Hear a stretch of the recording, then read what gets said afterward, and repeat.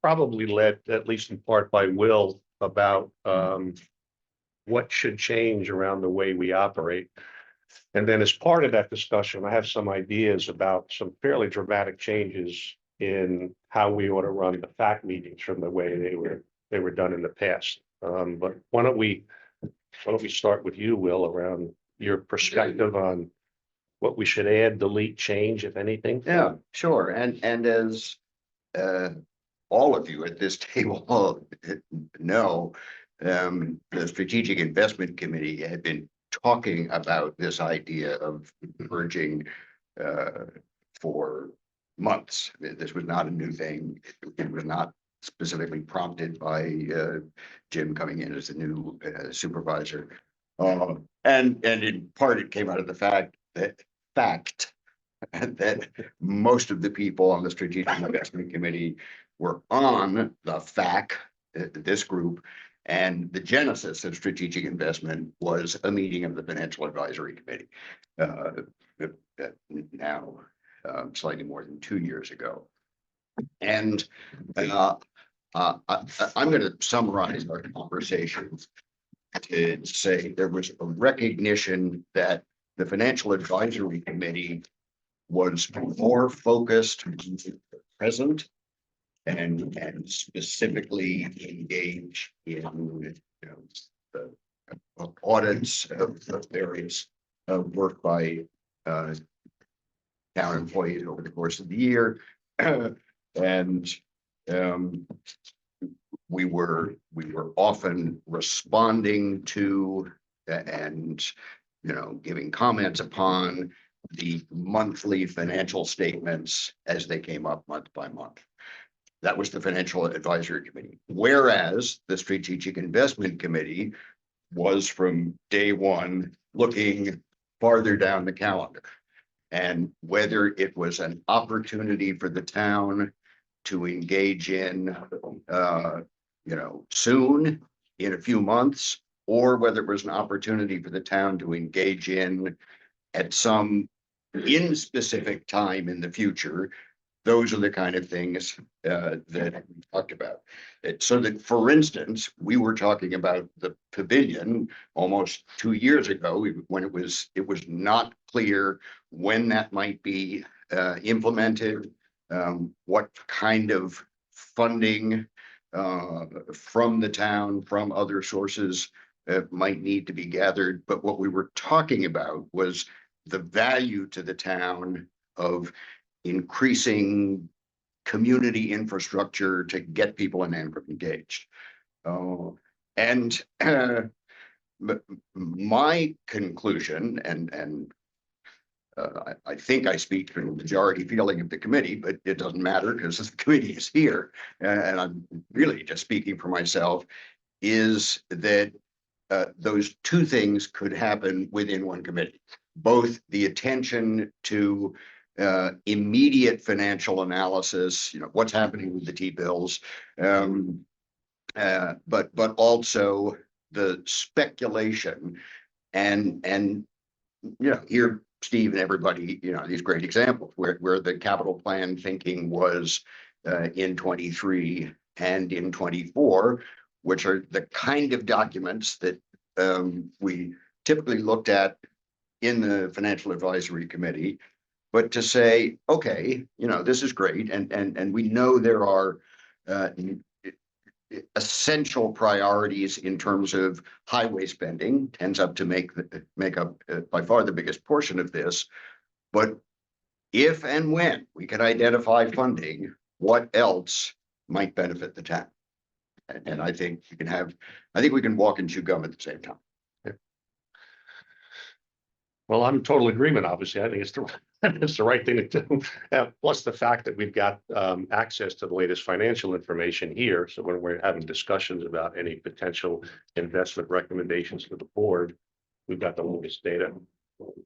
I think it's as simple as including an item on the agenda that is SIC related every month. And anybody have a different point of view or think anything that we should add? Or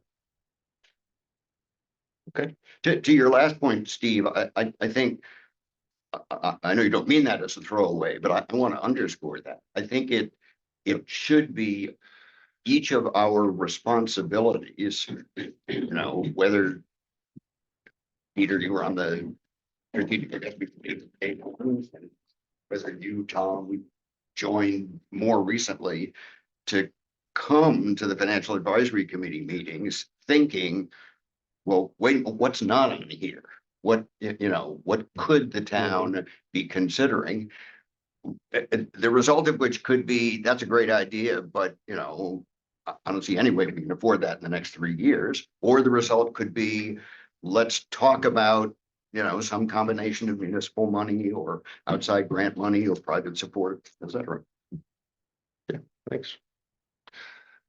All right, in terms of other changes that there's a couple that I'd like to recommend in terms of what we go over and how we behave as a board. And my thinking here is that at the end of the day, we're really designed as an advisory body for the town board, right? We're in a position to be reviewing the financials and making recommendations to the town board as we see fit that they can, you know, accept or not. And in the past, what we've started every one of these FAC meetings with is we get a copy of the latest financials, we go through them, you know, we pick at them. And that to me, I think is sort of a waste of time. And here's my thinking. There's a concept in business called rock, pebble, sand, which is pretty interesting. It's actually an exercise that teams go through in larger companies typically to help them focus on the really important things. And the way the exercise works is people get literally get a little bucket, and they get a pile of rocks, a pile of pebbles, and a pile of sand, and your job is to see if you can fill up the bucket. And the only way it's possible is you have to put the rocks in first. And so if you try to put the pebbles in first or the sand in first, it doesn't work. So why am I telling you this story? Well, when I think about what's important to the town, mortgage tax is really important. That's a rock, right? The $10,000 we put aside for affordable housing is interesting, but it's a pebble. And the $4,000 we put aside for recreation is sand. You know, in the scheme of things, it doesn't move the needle. So what I think we ought to do is change the way we look at the financials, and I can still send them out. But I'd like to ask Brian to do a top 5 report. And the top 5 report will be the top 5 revenue generating income that we have and the top 5 expense categories that we have.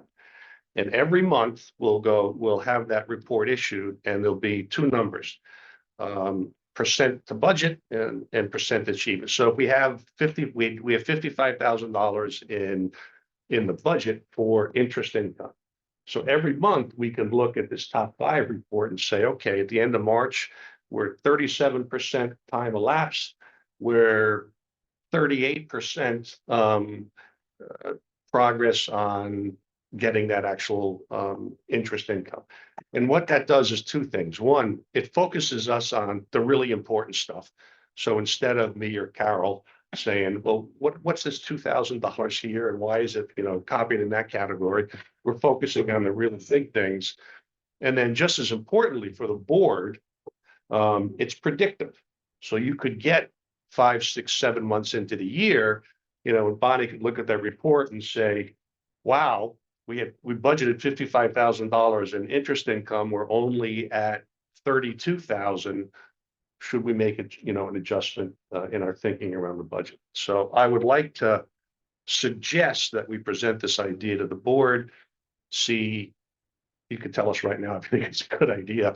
And instead of us going over the financials in excruciating detail, the P&L, let's just focus on the stuff that really matters. We do that with long with the budget, where we monthly we're told, you know, how does the budget stand versus the actual expenditures? Are we ahead, behind, and what are the major factors that are changing? Mm-hmm. We have a finance committee at Long Lake that does that. No, it's, You know, we look at budget. so it's pretty consistent. And I've seen it in business, as you say, I've seen it in business where, It's a basic, it's a fundamental business discipline. Focus on the stuff that really matters. Because if we spend 15 minutes talking about why we moved $2,000 from one budget to another, what value does that add to the board? So, Jim and Bonnie, what do you think? Is that something you would find helpful? Top five, yeah. I mean, yeah.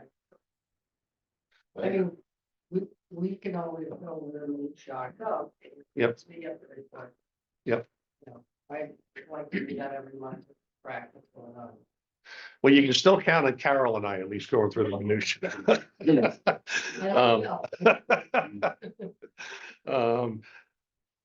Just in the terms of no surprises management, but it seems like a good discipline. So I'll call Brian and ask him if he can put together that, that document for us, and we'll see how it works. Should at least be interesting, and I'm particularly interested in the predictive value of it as we start to get through the year, what we learn from it, so.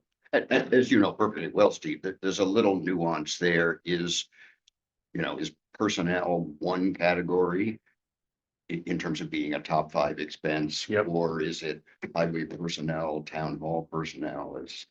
How's he going to combine things or separate? Okay, well, I'll tell you, it's a great point. So let me jump to item number 6 on the agenda, vendor contracts, and tell you something else that we discovered. And it relates directly back to this report, because we could also create this report for the board. So when I first started going through the financials, when I first got them and started to look at them in detail, I picked a couple of things and try to find out. I wanted to know, how much money have we paid our vendors? So, NAN, the different lawyers, and it's absolutely impossible to do that from the budget report that we get, because there is money allocated in a line for lawyers, there's money allocated to the planning board, there's money allocated. I'm like, what? And then I discovered we have no contractual obligations from our vendors. Meaning I asked Art, where's the contract for, I'm not picking on her, but I usually from Nan, and how much, what's her hourly rate? What's her billing cycle? What does she consider an hour? What increments of an hour does she bill in? So if you're talking about a lawyer, some lawyers bill in 6-minute increments, some in 10.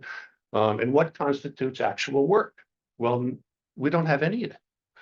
So what we did is Jim has sent out a letter to the vendors and asked them to supply us all with a contract that we can then compare the bills we get to, because I started looking at some of the invoices we get, and I see an invoice for 2 hours with Jay from Nan. Well, 2 hours for what? What did the town get for those 2 hours?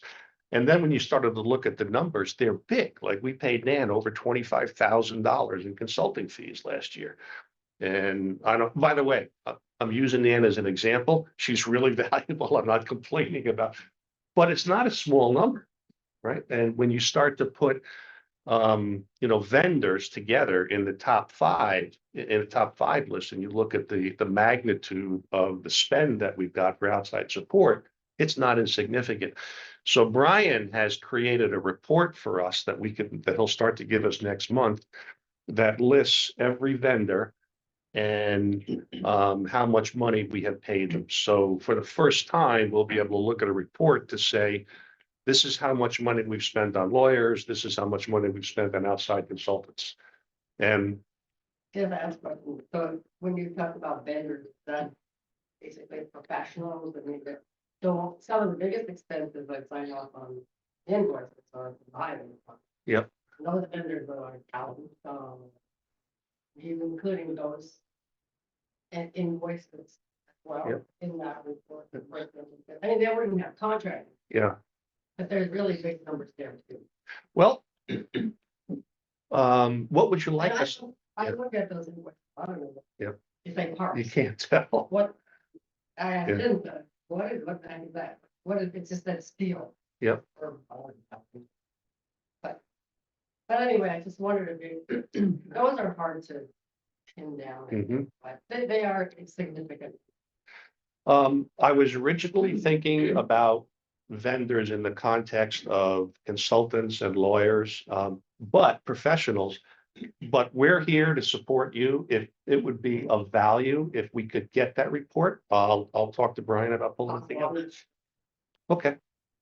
All right, well, why don't, Would your idea allow for like sorting of all these expenses? So let's say if you just want to know, well, what does the summer camp cost the town? Like everything. right. Like, can you sort it so that you can just pull up everything related to the summer camp and see what that costs? Brian told us yesterday, he said, tell me what outcome you want and I'll figure out a way to get you there. I'll create a report for you. So my idea here is to create this initial report, show it to the town board and ask the town board, is this valuable? And frankly, for us too, for our own analysis, is this giving us information that is helpful? And are there categories that are missing here? So Do we have a contract with Brian? we do. He's the only one, as a matter of fact. Interestingly enough, good question. Yeah, he's the only one that I'm aware of that we have a contract with. So. What do you, We pay him a good. yeah, And I think this isn't gonna be one and done, Steve. You know, you're gonna come up with Oh, yeah. something. You, Brian, Jim, the whole board, and it'll be, oh, this is better. But what about this? You know, it's sort of like Susan's question about, well, what about the camp? Which I think is relatively easy to identify, but once, after we do it a few months, it will Yep. become even clearer what's useful. no, I think it's a good point, both for us and the fact, and also, again, because we're here to serve for the board, as the board starts to look at these reports and, you know, if it gives them insight that they didn't have before, then it's helpful and they can always ask us for, you know, for other things that they might need, you might need. Jim, you look very serious. You okay there? Pay attention. Okay, we'll try to be more interesting. In terms of 2024 cap expenditures, I had put on the agenda what's firmly committed, what is not. Jim is not here. He claims he had something to do this morning because of the weather. So, but let's at least take a look at the capital plan. So what I've done here is given you two pieces of paper. One, the capital plan that we looked at our last FAC meeting. And then one I updated yesterday with the latest numbers. And you can see there are some substantial differences. The cash and fund balance that we had projected at the last, Yeah, copy. oh, you don't have? Yeah, that's it. Okay. That's updated 20. There's another one that's a 22. That's the 23 one? That's it. That's a good plan. Okay. So couple of things about why these numbers are dramatically different, better, if you will. And one of the most material change, and again, I don't have the latest updated financials, but Brian told us yesterday that instead of finishing the year at 1.27 million in terms of cash and fund balance, we actually finish in the year at 1.42. So it's about $150,000 higher than we had before. So that's the biggest part of the change in the numbers. But they're looking. Sure. Go right ahead. Not interrupt you. No, go right ahead. So, and, you know, that's terrific. I love seeing what 1.4 instead of 1.2. Looking at these reports, but also we're all familiar with it. You know, the Ancram Opera House declined the money that the town had offered at one Right. point. That's 67.5. What else is in that change in terms of, and I mean, I don't know if you know the answer to this, but for the year end projection to go from 1.27 to 1.42 isn't about $67,000. It's about another $100,000 of something. And That's a particularly significant percentage of the budget. It's important to check out. I don't know exactly. I will tell you that Art's approach to the financials is extremely conservative. So what I've done here is I've taken the conservative out and I've said, these are the numbers. Yeah. And because I haven't seen the detail from Brian yet, I don't know why it is so substantially different. But Brian said, he said he'll have it to us next week. Is that right? I think he said next week. Yeah.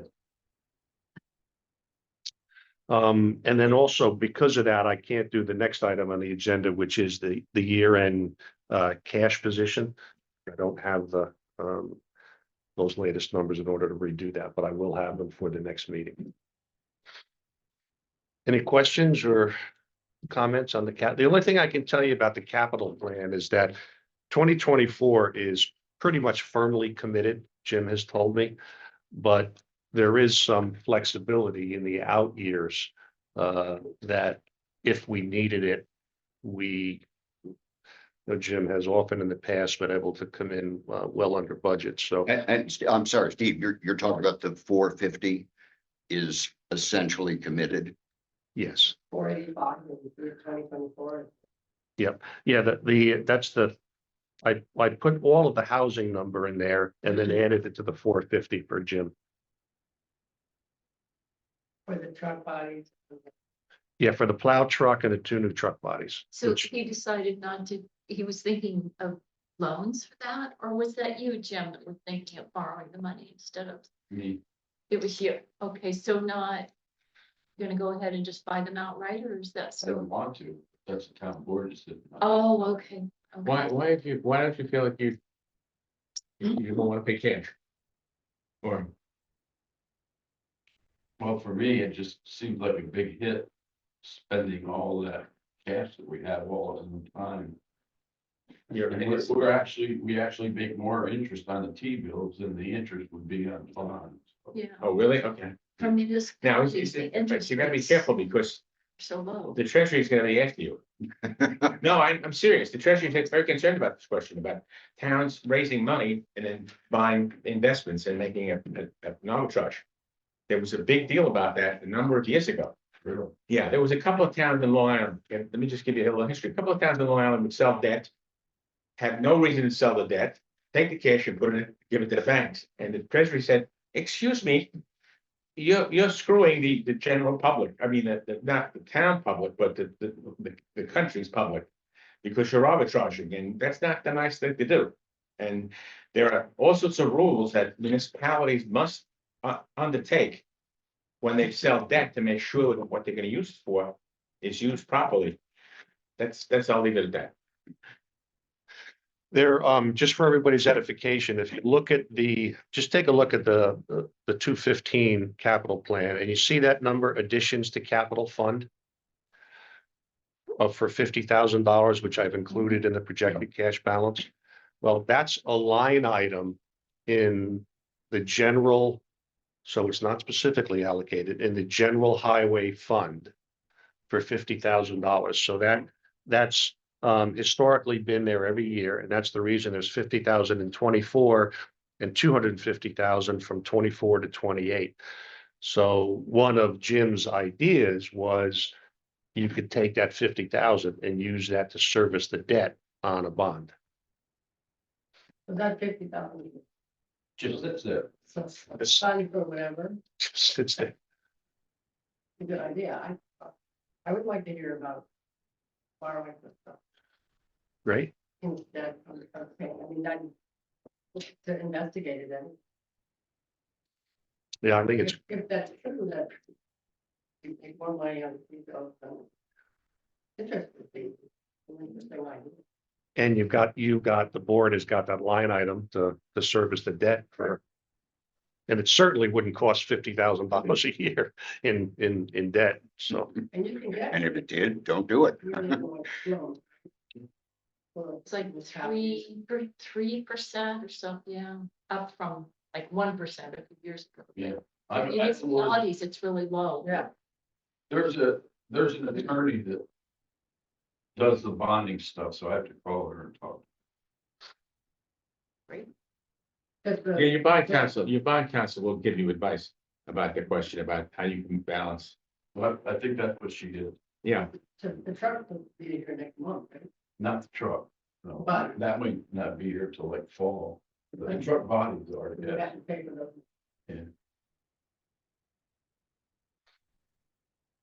Seems like a really interesting idea.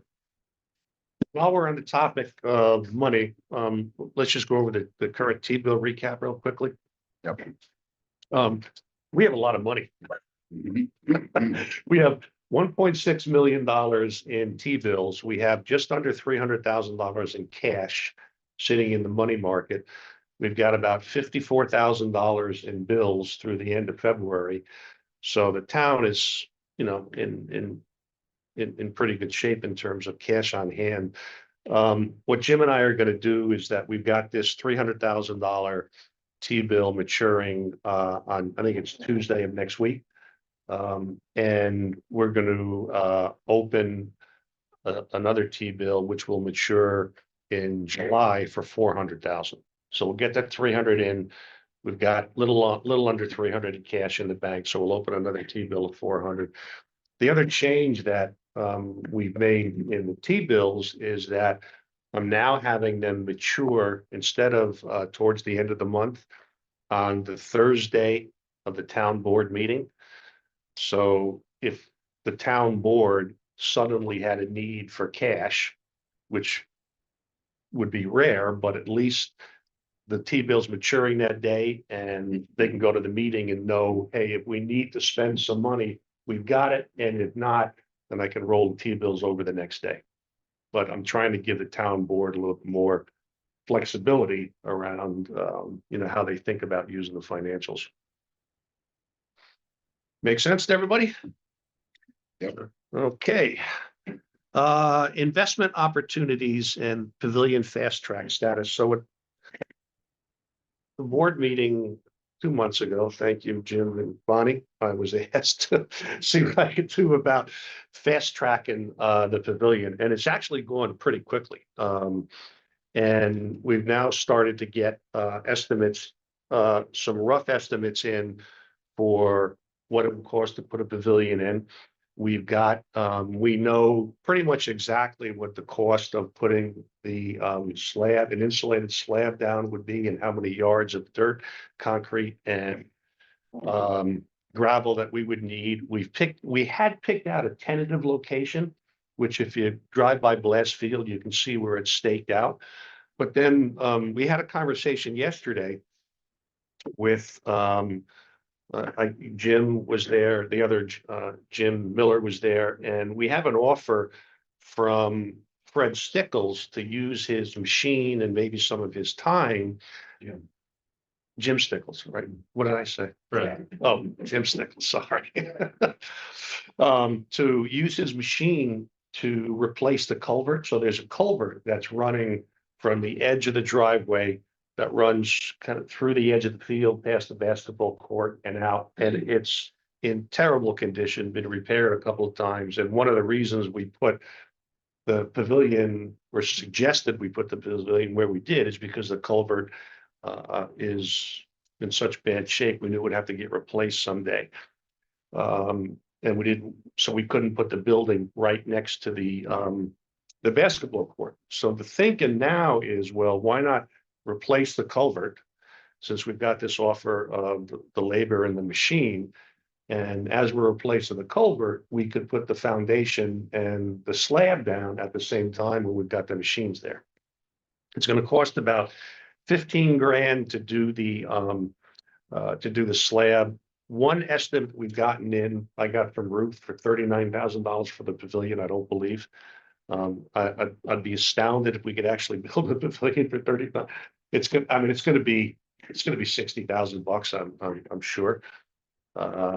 So I've got to get, which I'm gonna do right now, get permission from Jim and Bonnie to spend $500 on getting an architectural drawing done. Because once we get an architectural drawing done, then we can put it out to bid, which is we need 3 bids. And I'm getting all kinds of flack from Ruth and others saying, well, we don't really have to do that. It's fast track, just do it. And I'm pushing back and saying we need to follow the. Well, it seems to me, if the culvert's gotta be replaced, you might as well bite the bullet and do it. Why Do you get it at the same time. Yeah. And can the town do that? Is there a question as to who controls that culvert? There's a question about who controls the culvert on the other side of the road because because the county owns that. Oh, As I understand it from Jim Miller, we can replace the culvert ourselves. So Jim was gonna, I think, order the pipe and get hold of Jimmy Stickles to talk to him about, when this work could get done. This would not involve digging up the road. Would not involve Only digging up the road. on the blast field side of the road. Right. What size is what? The pavilion, how big? 30 by 60. Yeah, so the idea is a 30 by 60 pavilion, and then one end of the pavilion will be closed in, and 20 feet up the sides would be closed in. And the reason for that, Whole thing? yeah, just 20 feet up on the sides, yeah, on both sides. So that way there would be a partially covered space for a camp, but also we could use the back 4 feet and put doors in for storage. So if we wanted to put, camp equipment, chairs, whatever, there would be storage space With the there. electricity?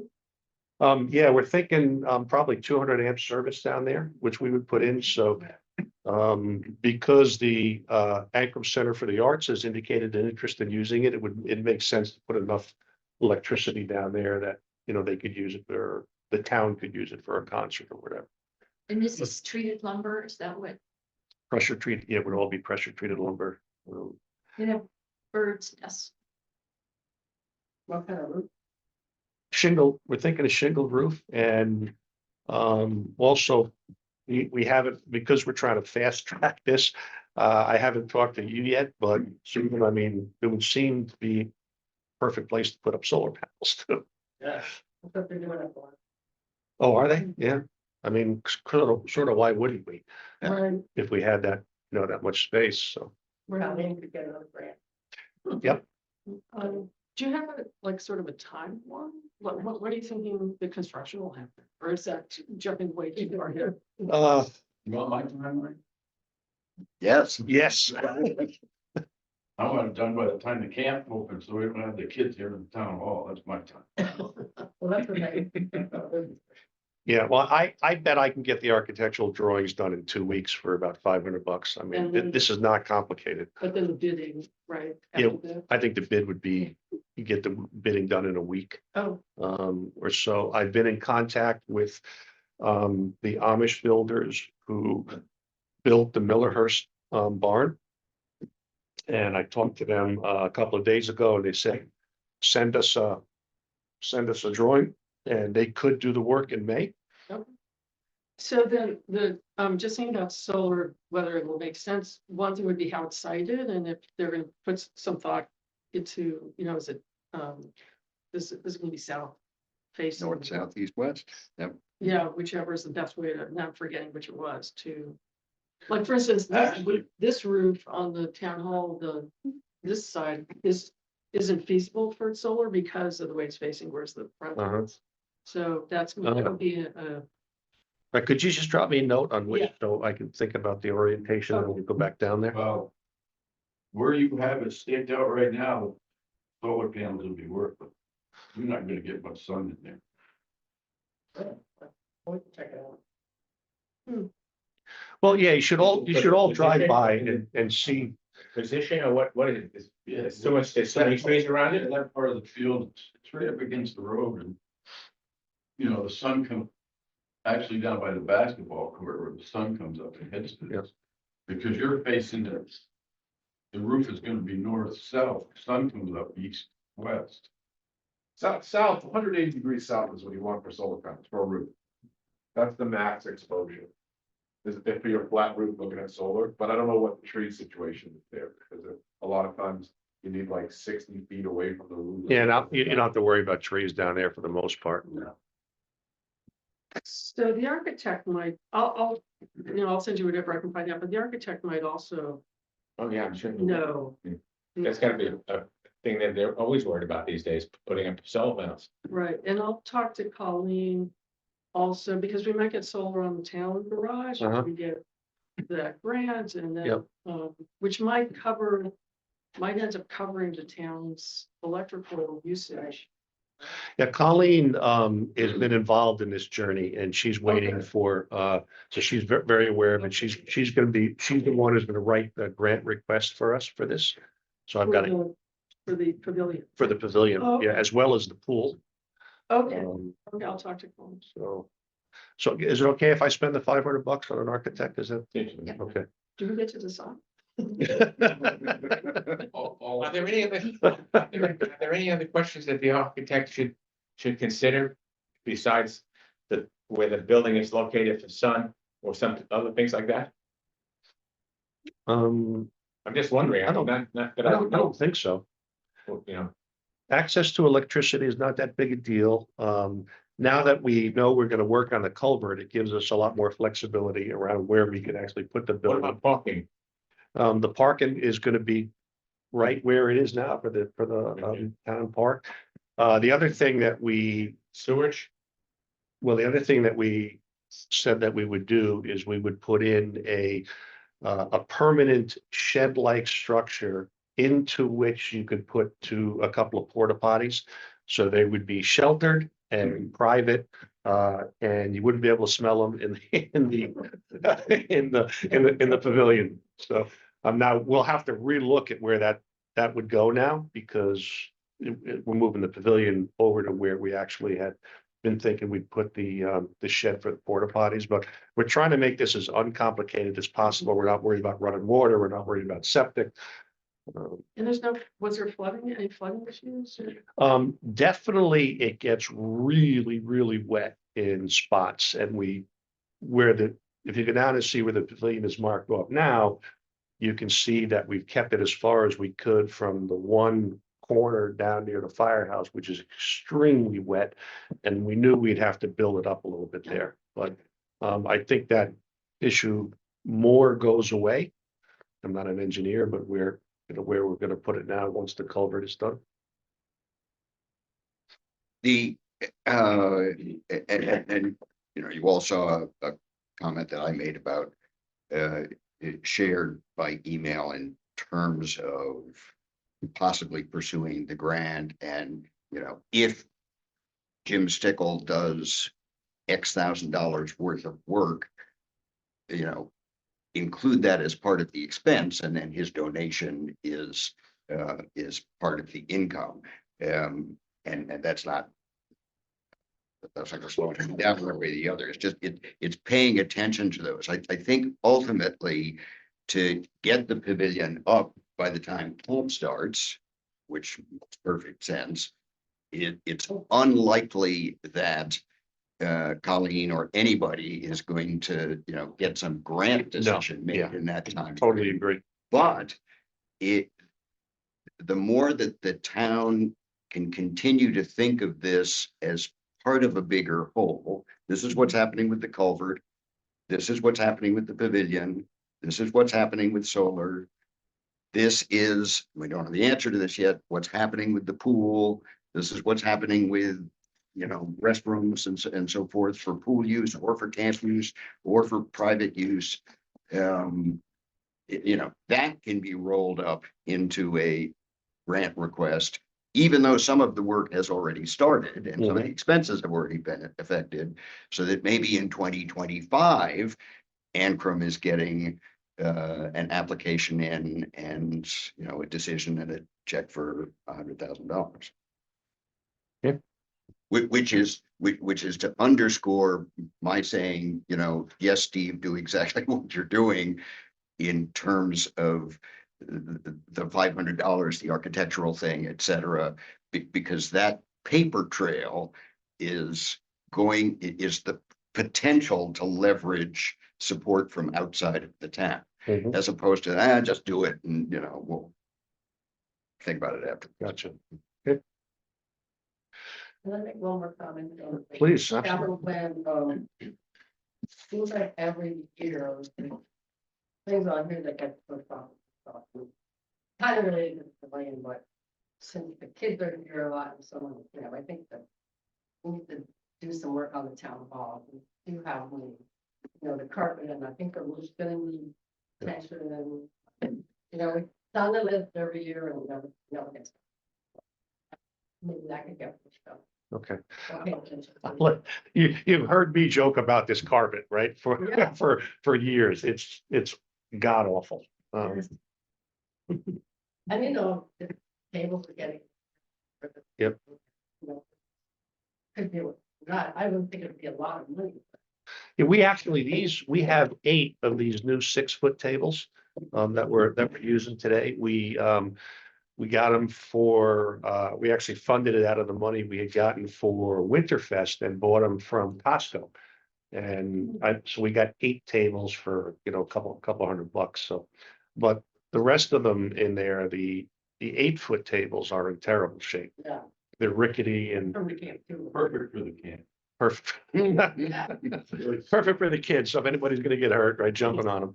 So if it's with this new pavilion, if it's raining, the kids can stay there? Yes. Okay. Yeah, one of the things we'll specifically ask of the architect, 30 by 60-foot building, but probably a minimum of a 24-foot overhang. So if it is raining, plus that was also part of the idea behind closing With the in closed in. 1/3 of it. So there would be some, some protection in bad winds. So And the thinking is there's no need to alter any of the parking or improve that parking situation, that it's adequate. that's a good question. So when we were down there last time, where the current building is laid out, it's now going to be moved. We figured we could get in about 26 cars quite reasonably with the parking that was available there. That number will go up with the culvert being repaired, so you'll be able to drive over it. And we can move that wooden fence that's there, so there'll be more parking.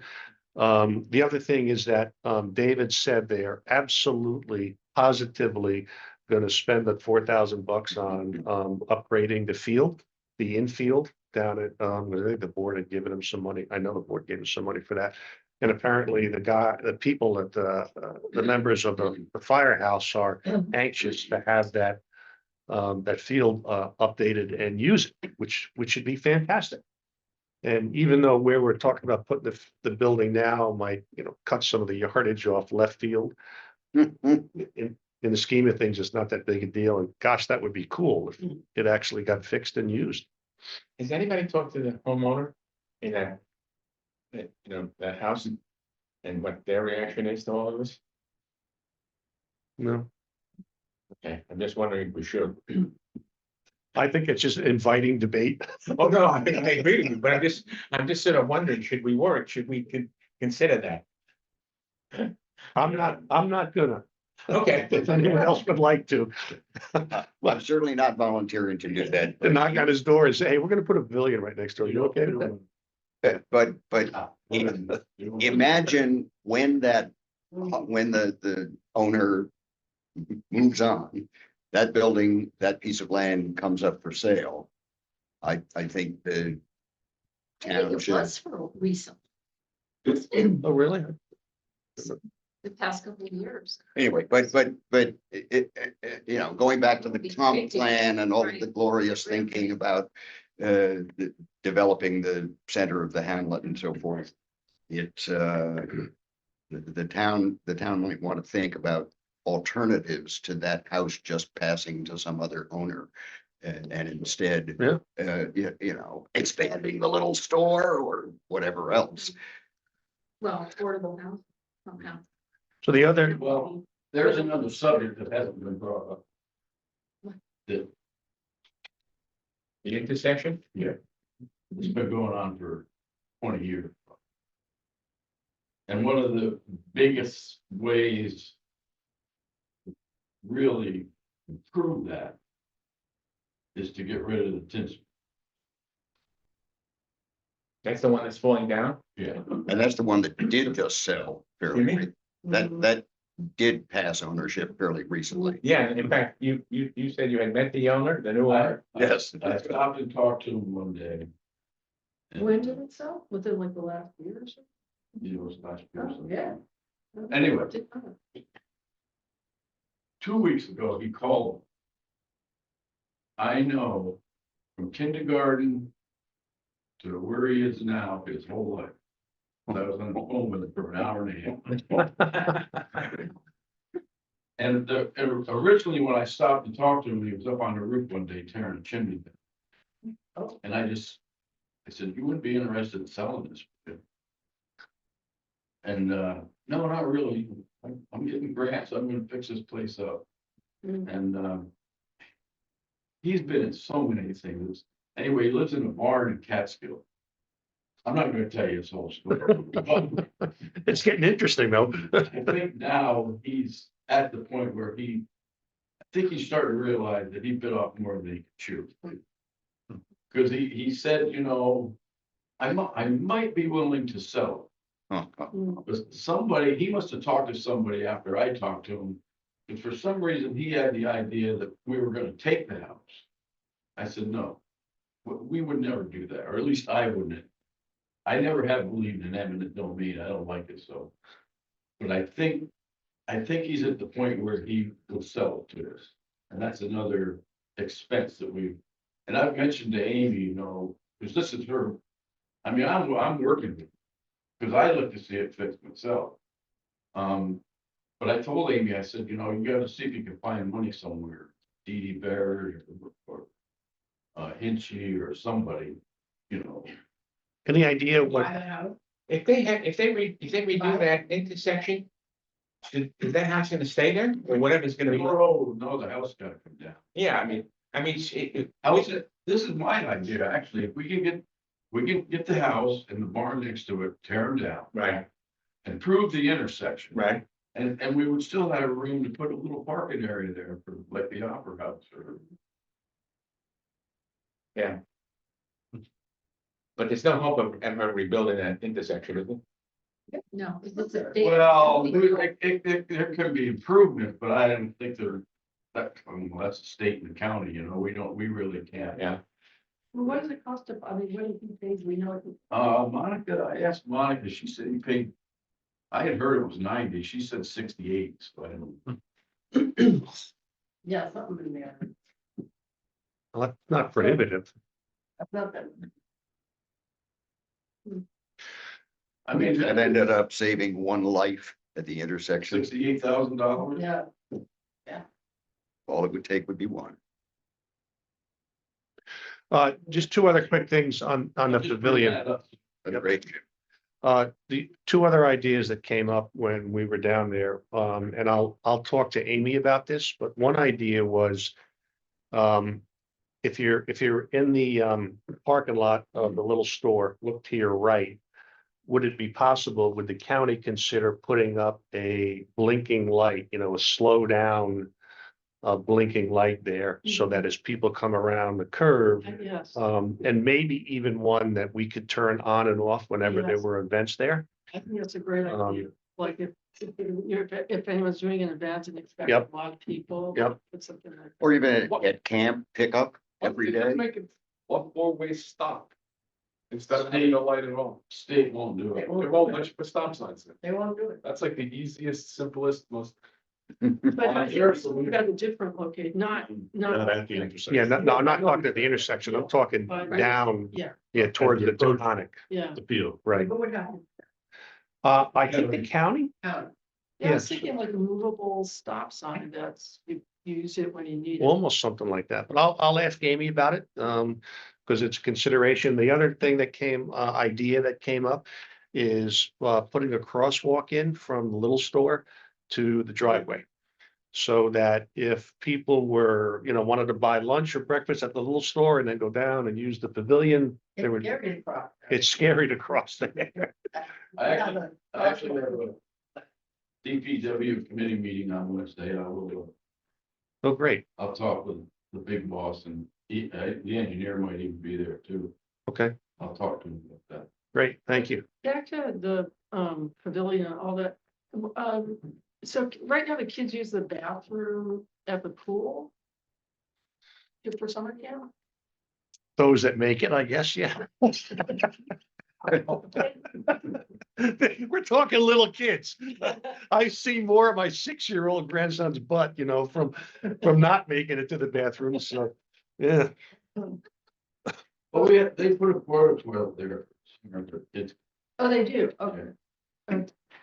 All right, but there's also still talking about fixing the pool and the bathroom facilities, all right, is that? Yeah, it just came up again yesterday, that, David is gonna restart that process, and it would Okay. include putting a liner in the pool instead of repainting it every single year, and then doing something with the bathrooms, but, you know, beyond that, I don't know much about it, but again, that's one where, Colleen is looking for a grant, because there is grant.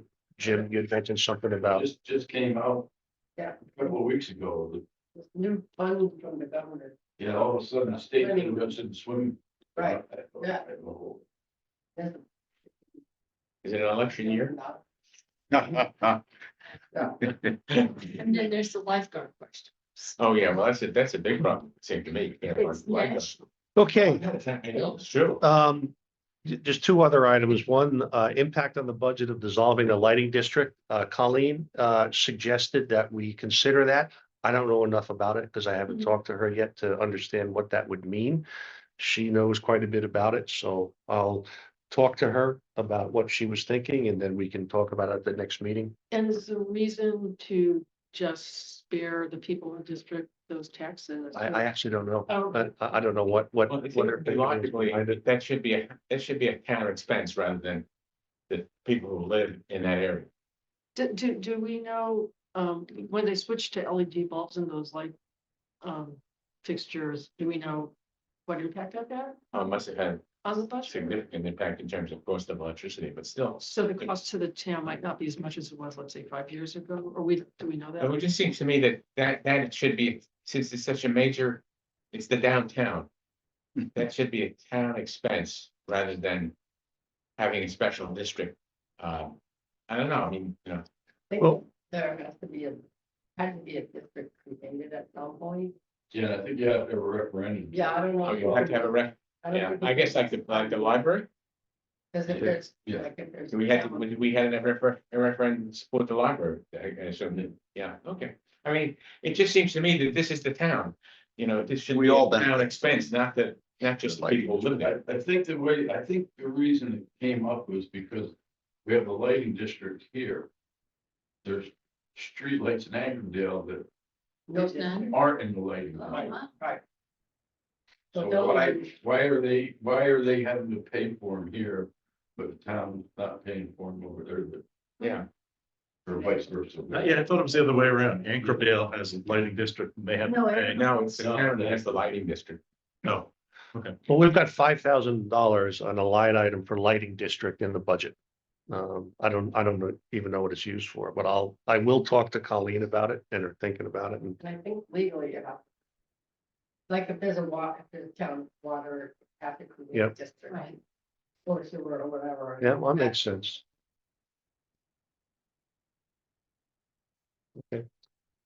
Technical term. Not a significant expense to develop. It's a pebble. No, maybe sand. So it looks like that, 5,000 is spent, No, it's a line item in the budget. that comes in. It never gets spent. I don't Well, no, we know. get a bill for the, Yeah. Yeah. But is it 5,000? oh, I don't know, I have to ask mom. I think if you live in the district, those people have a special line item on their property tax bill. Yes, They do. Right, yes, right. so, Okay. Yeah, it seems like it can't be that much money, that, like it wouldn't make it have a big impact on. If we were to not have that district. Okay. Any other items from anybody before we go to the last? So the last item was just, so these, first of all, what would you all like to do in terms of meeting in person versus meeting via Zoom? I'm in person. I like being in person. I prefer in person too, but I'll go with majority. Weather And you do and it health permitting, Yes. yes, we could participate on Zoom if we couldn't make it for some reason, Mhm. right? We could do what we did this time, meet in person and, yeah, Zoom and, as well. and Phil often needs something to do to get out of the house on Saturday yeah. mornings, so. This is exactly what I live for, to work. Oh, yes, zero. But we didn't open it up to the public. We didn't publish it, so. But that's what your agenda items, like how to. Yeah, so we can put this Zoom recording on the town website. We can put the minutes on the town website. The question I wanted to ask is, does the board think we should more broadly broadcast this and invite the public to sit in, not necessarily participate, or sit in and participate in the FAC meetings? What say you? What does the town board do normally with, is the monthly meeting, they have people here? They let them speak, Oh, really? oh, very much. So. Sure, very You interactive. can speak on Zoom too. This is a little different. Yeah, somewhat different. It's Is this a board or a committee? a council.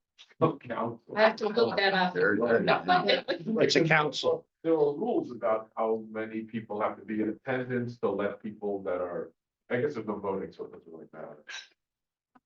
Well, Yeah, it's not a, It's not a, Right. needs a vote. This group does not allocate any town funds. no, So And invite them. Come and help. Yeah. doesn't come under the statute of the whole meeting laws. I don't think so, not unless three of the town board members are here. we talked about this same thing in terms of the Strategic Investment Committee. Most or all of you were member. And I mean, I think we opened it up to the public. It would probably be the exact same people sitting here. And if more people came, that would probably be a good thing. But an alternative, yes, I think that, minutes and or the recording should be put on the town website and And they will be. and anyone can see those. The other thing to do would be to, is one of those everybody in Ancrum emails before each meeting to invite questions or comments or so forth. And, if we see that Jane Doe is sending something in every month, that's probably somebody to reach out to and say, do you want to join this committee, this council? But rather than bringing in new people every month who need to be brought up to date on the past 97 conversations, to, say, this is, you shoot a question to Steve at. Yeah, I gotta say, I have truly mixed feelings on this one because the transparency idea is a good one. The financials of the town are different. And for somebody who doesn't have any background in them and were to see, we have $1.6 million in T-bills? What, What does that mean? what does that mean? And without the, Why are my taxes so high? prior, well, yeah. Exactly, figure out. Yeah, I guess the one caution is, when people find out after the fact about decisions about how town money is being spent, we learn this. It can create obstacles for moving forward. So but if people are invited in earlier in the process or know kind of what's being considered, I think they can. They have an opportunity to voice anything. Right, So- which they take or they don't take, but we're Right. trying to give them the Right. opportunity. So probably definitely posting the minutes and the Zoom. I also have mixed feelings about, we did it for the climate smart committee. Colleen let everyone know, and 2 people did come that weren't on the committee. They just sort of sat and didn't participate for part of the meeting. It was, it was fine. It's also complicated, committees where people have been talking about things for a long time. And Right. it's hard to just jump in. Yeah. So it was fine. But yeah, I get why it's a different. Tom, what do you think? I like the idea of recording it and having it available to the public. I don't think there's a need to have real-time Zoom. Well, should you have a system whereby people can send in questions and recommendations and things? Or it should be open to the public. It's this, I mean, Well, this, you can do that at the board meeting. That's, Well, one thing we could do is we could punt and ask the town board to tell us what they would like us to do. So I think we could be fine doing it by public, but not. But. Yeah. Yeah, make the meeting go hours long, and you would have to checkpoint. Everything that you all like. And to observe. Yep. I think. Why not, But right? We might get into. Really long, complicated. Yeah, okay, Can't well, answer the questions, but maybe email questions. okay, Anyway, I'm good. well, how about we post it ahead of time for. And but be clear that the link will not allow participation, just viewing. Oh, Would that be acceptable to everybody? Yeah. Okay, well, thank you, everybody. Thank We got through a lot today. Good meeting. Thanks for coming. Thank you, Bonnie and Jim, for being here.